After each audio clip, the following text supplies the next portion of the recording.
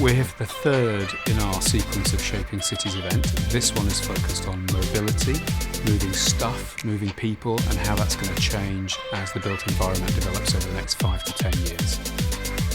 I think that in a city the size and density of London, the mass transit system must sit at the heart of how people get around. It's right for our environment, it's right for equality of opportunity, and it's right for our health. There are undoubtedly new and exciting ways in which we could do the last leg of our journey differently, working with the private sector on what is best done by them and what is best done by a public authority. I think we're probably a good few decades away from automated vehicles being very widespread globally. Ultimately, our kind of vision of the future is that automated vehicles will be far safer on average than the average human driver. We do have to change our level of trust that we have. Sharing the same car with someone else that we don't know, or even more, being in a car that has no driver, or even more, being in a flying taxi that has no driver either.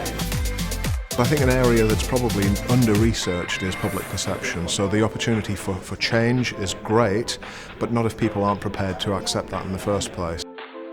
It's politics, it's regulation and a skills issue. I think the trouble is that actually what we were getting from the panel is that other cities are ahead of London and ahead of UK. They're focusing perhaps more on the future of technology than we are. Skyports is a business that provides vertiports, so mini airports for the emerging passenger and cargo drone market. Hopefully we'll see mass transportation using the air, which is the underused resource in the cities. We're just seeing the emergence of passenger carrying vehicles, so within the next 3 to 5 years we'll see people flying around by drones for the same price as an Uber. Magway is a sustainable delivery utility. We take parcels off vehicles and the vehicles off the road.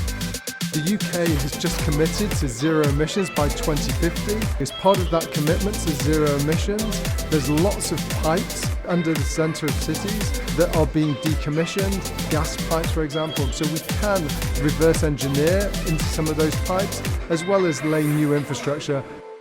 We've kind of had 10 years of kind of finding our feet in the drone industry in the UK and across Europe, but I think we're at a catalyst now where we're going to see a real emergence of drones being used doing everyday tasks.